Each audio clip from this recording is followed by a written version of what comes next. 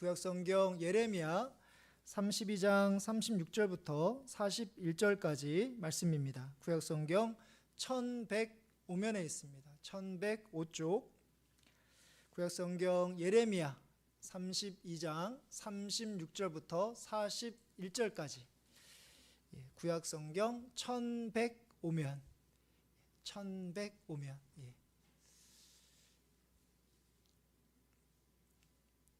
이사야 다음에 예레미야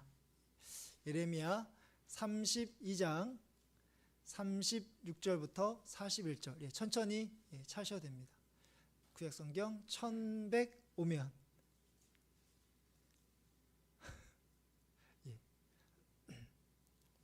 다 찾으셨죠?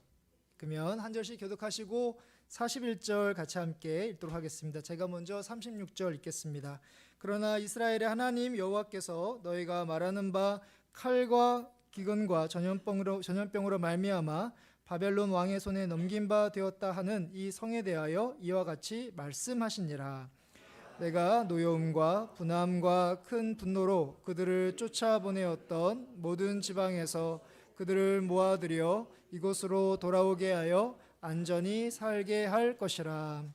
그들은 내 백성이 되겠고 나는 그들의 하나님이 될 것이며 그들에게 한 마음과 한 길을 주어 자기들과 자기 후손의 복을 위하여 항상 나를 경외하게 하고 내가 그들에게 복을 주기 위하여 그들을 떠나지 아니하리라 하는 영원한 언약을 그들에게 세우고 나를 경외함을 그들의 마음에 두어 나를 떠나지 않게 하고 내가 기쁨으로 그들에게 복을 주되 분명히 나의 마음과 정성을 다하여 그들을 이 땅에 심으리라. 아멘. 우리가 읽은 오늘 말씀에서 하나님은 이스라엘의 죄에 대하여 크게 분노하고 계십니다. 37절의 말씀을 보시면 보라 내가 노여움과 분함과 큰 분노로 그들을 쫓아보내었던 모든 지방에서 그들을 모아들여 이곳으로 돌아오게 하여 안전히 살게 할 것이라. 하나님께서 오늘 말씀을 예레미야에게 주셔서 이스라엘에게 선포하던 그 당시는 바벨론 왕 느부갓네살에 의해서 포위를 당한 지 두 번째 해가 되었던 때입니다. 남유다가 이스라엘이 이제 포위를 당한 지 3년째에 이제 멸망하게 되니까 남유다가 멸망하기 직전이다라고 생각하시면 되겠습니다. 이전에도 여러 차례 예레미야를 통해서 이스라엘의 멸망을 예고하신 하나님은 이 순간 다시 오늘 말씀 36절에서 다시 바벨론 왕의 손에 남유다가 멸망을 당할 것을 분명하게 말씀하십니다. 그러면서 이 순간 바로 하나님의 그런 감정, 하나님의 마음을 드러내고 계시는데요. 37절의 앞부분을 보시면 보라 내가 노여움과 분함과 큰 분노로 그들을 쫓아내었다라고 되어 있습니다. 조금 더 쉽게 번역된 성경을 보면 너무나 하나님이 분하고 노여웠다라고 그렇게 번역을 하고 있습니다. 이스라엘의 죄에 대해 하나님의 그 마음이 얼마나 아프고 힘드셨는지를 우리에게 보여주고 있습니다. 이스라엘 백성들이 회개하고 하나님께 돌아오기를 원하셨지만 이스라엘은 철저히 무시합니다. 죄를 뉘우치지 않고 자기 멋대로 살아가며 계속해서 우상 숭배를 합니다. 그리고 심지어 하나님께서 보내신 예레미야, 그러니까 오늘 우리가 읽은 예레미야가 말씀을 전할 당시에는 이 예레미야가 바로 감옥에 갇혀 있었거든요. 그러니까 하나님께서 보내신 그 선지자 예레미야의 말을 듣지 않고 바로 감옥에 가둬두기도 했던 백성들이 이스라엘 백성들입니다. 하나님을 존중하기는커녕 무례하기 짝이 없고 목이 곧고 마음이 완악하기에 하나님의 분노는 바로 극에 달해서 바벨론, 하나님을 섬기지 않은 바벨론의 손에 맡겨서 바로 이스라엘 백성들을 심판하실 수밖에 없으셨습니다.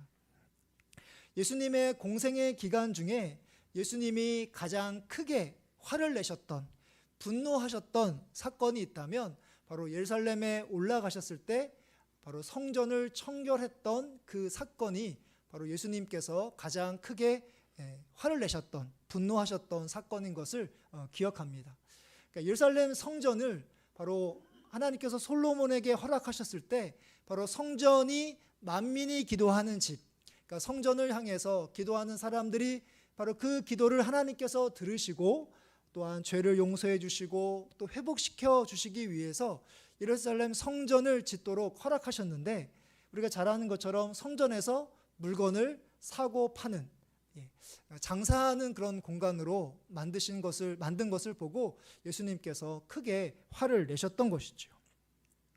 예수님을 이해하는 사람이라면 그 순간 예수님께서 그 상을 다 엎으시고 화를 내셨던 그 예수님의 모습을 우리가 이해하는 사람이라면 예수님이 오죽했으면 그렇게 화를 내셨을까라고 생각하는 것이 맞습니다.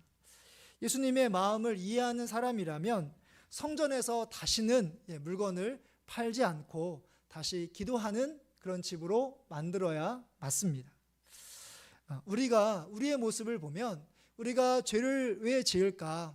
나는 왜 믿음이 없어서 죄를 지을까? 이렇게 생각할 수도 있지만, 우리가 반복해서 우리가 죄를 또 동일한 죄를 짓는 것은 우리의 믿음이 연약하기 때문도 있겠지만, 더 중요한 것은 우리가 죄를 짓는 순간 바로 우리를 바라보시는 그 예수님의 마음, 예수님의 그 마음을 우리가 헤아리지 못하기 때문입니다. 만일 예루살렘 성전을 보시며 크게 분노하셨던 그 예수님의 모습에서, 예수님의 마음에서 나도 죄를 지으면 예수님께서 저렇게 화를 내시겠구나 라고 우리의 마음이 따갑다면, 우리의 마음이 그렇게 감동이 되었다면 우리는 다시는 죄를 짓지 않는 그런 삶을 살아갈 수 있기 때문입니다. 우리의 믿음이 성숙해서 죄 가운데 있는 우리를 향한 예수님의 그 마음이 얼마나 힘들고 아프시고 때로는 화를 내시는지, 그것을 우리가 생각하는 가운데 사순절을 보내는 우리가 바로 죄를 멀리할 수 있는 여러분들의 삶이 되시기를 간절히 바랍니다. 하나님은 이제 곧 죄악 가운데 있는 이스라엘을 심판하실 것이지만 그들에게 복 주시기를 원하신다 말씀하십니다. 39절부터 40절의 말씀인데요, 좀 길지만 우리 같이 함께 천천히 읽어보도록 하겠습니다. 내가 그들에게 한 마음과 한 길을 주어 자기들과 자기 후손의 복을 위하여 항상 나를 경외하게 하고, 내가 그들에게 복을 주기 위하여 그들을 떠나지 아니하리라 하는 영원한 언약을 그들에게 세우고, 나를 경외함을 그들의 마음에 두어 나를 떠나지 않게 하고. 아멘. 제가 처음에 말씀드렸던 것처럼 하나님께서 예레미야에게 이 말씀을 주셨던 당시 그 다음 해 1년 후에 바로 남유다가 멸망을 당하게 될 것을 말씀드렸습니다. 그리고 이스라엘의 죄악에 대해서 하나님께서 너무나 화를 내셨던, 노여워하셨던 것도 제가 말씀을 드렸습니다. 그러면 하나님의 입장에서는 이제 다 끝났고 더 이상 이스라엘 백성들에게 말할 필요도 없을 것 같습니다. 이제 이스라엘이 바벨론에 의해서 멸망당하는 것을 하나님께서 이제 지켜보시고 확인하시면 될 것 같습니다. 그런데 하나님께서는 앞서 심판을 이야기하신 뒤에 그들을 멸망시킬 것이다 라고 말씀하신 후에 이제 오늘 말씀에서 39절과 40절에서 복에 대해서 이야기를 하십니다. 39절부터 41절까지 복이라는 단어가 총 3번이나 나옵니다. 3번. 39절부터 41절까지. 39절의 말씀을 보시면 자기들과 자기 후손의 복을 위하여 항상 나를 경외하게 하고, 40절에 보면 내가 그들에게 복을 주기 위하여, 또 41절에 보면 내가 기쁨으로 그들에게 복을 주되, 이렇게 3번씩이나 하나님께서 복에 대해서 이야기를 하십니다. 하나님께서 바로 이스라엘을 심판하실 때 그 심판을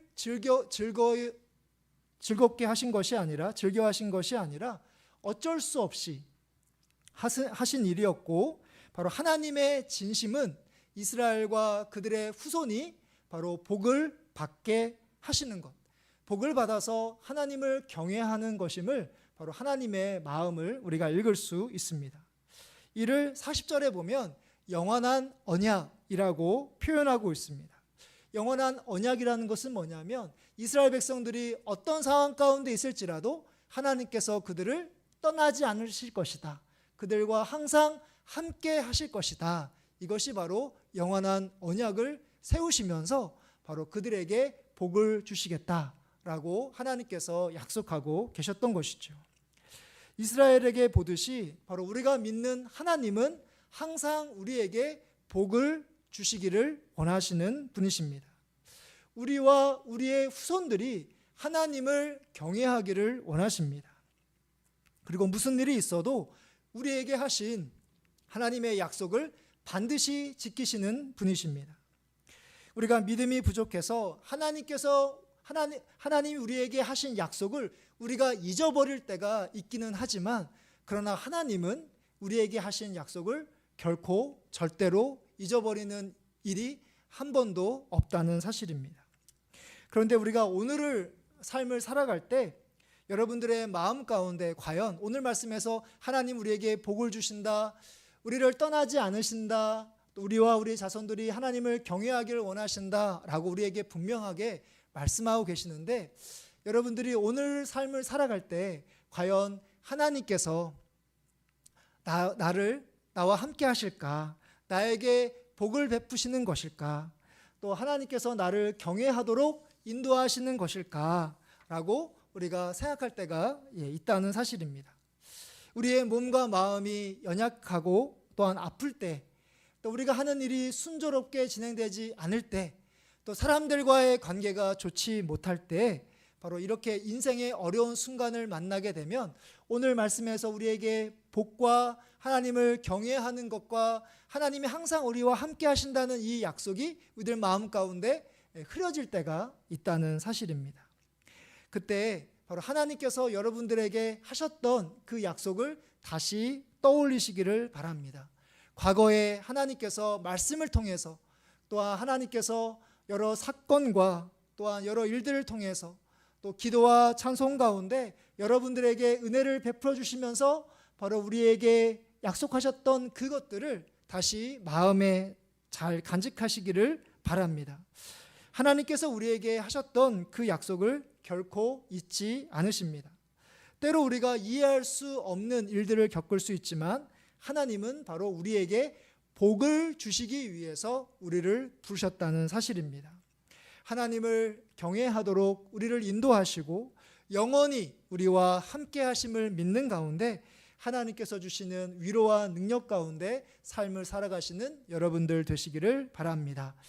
이제 마지막 부분에서 바로 하나님께서 우리 죄에 대하여 분노하시고 우리에게 복을 주시는 하나님은 바로 우리를 향해서 마음과 정성을 다하여 이 땅 가운데 우리를 심으시고 계십니다. 그 말씀이 41절에 나와 있습니다. 41절의 말씀을 보면 내가 기쁨으로 그들에게 복을 주되 분명히 나의 마음과 정성을 다하여 그들을 이 땅에 심으리라. 이 말씀 가운데 나의 마음과 정성을 다하여, 마음과 정성을 다하여, 우리가 218장 찬송가에 나와 있는 그 가사이기도 한데요, 말씀을 준비하면서 나의 마음과 정성을 다하여, 하나님께서 우리를 향해서 마음과 정성을 다해서 하나님을 사랑하라, 하나님을 경외하라 하신 그런 말씀이 신명기 6장 5절에 보면 이런 말씀이 있습니다. 너는 마음을 다하고 뜻을 다하여 힘을 다하여 내 하나님 여호와를 사랑하라. 하나님께서 우리를 향해서 마음과 정성과 뜻을 다해서 하나님을 경외하고 사랑하라고 우리에게 요구하신 이 말씀은 우리가 너무나 잘 알고 있지만, 오늘 말씀에서 보면 반대로 하나님이 우리를 향해서 마음과 정성을 다해 우리를 지켜주시고 우리를 보호해 주시겠다라고 약속하고 계신다는 사실입니다. 이 말씀 가운데 바로 우리가 읽은 41절 말씀 가운데 바로 여기서 얘기하는 이 땅이라는 그런 구절이 나오는데, 이 땅은 바로 바벨론 포로 생활을 마치고 다시 돌아오게 될 고향 이스라엘 땅을 가리키고 있습니다. 바로 이스라엘에 다시 이스라엘 백성들을 심어 주시겠다라고 약속하고 계십니다. 비록 이스라엘이 범죄해서 바벨론에 의해서 멸망을 당했지만, 그러나 하나님께서는 그들에게 다시 복을 약속하시고 또한 하나님을 경외하도록 인도해 주실 것을, 또 그들과 항상 함께 하시는 것을 통해서 다시 이스라엘 땅, 약속의 땅, 하나님께서 세워주신 그 이스라엘 땅에서 하나님을 섬기는 그런 사람들로 세워주실 것을 약속하고 계셨던 것이죠. 우리도 마찬가지입니다. 하나님이 우리를 향해서 마음과 정성을 다해 우리를 바로 이 지역에, 양평 이 지역에 살아가도록 우리를 심으셨습니다. 우리가 인생을 살아가면서 어떻게 하다 보니까 우리가 양평 이 지역에서 살게 된 것이 아니라, 어떻게 하다 보니까 많고 많은 교회 가운데 우리가 서우교회를 섬기게 된 것이 아니라, 이것은 우리가 하나님을 모르는 사람들의 이야기고요. 하나님을 믿고 있는 우리들은 하나님의 뜻과 계획하심이 있기 때문에 바로 이 양평에 우리를 터를 잡게 하시고 특별히 서우교회로 인도해 주셨다라고 우리가 믿음으로 고백하게 되는 것이죠.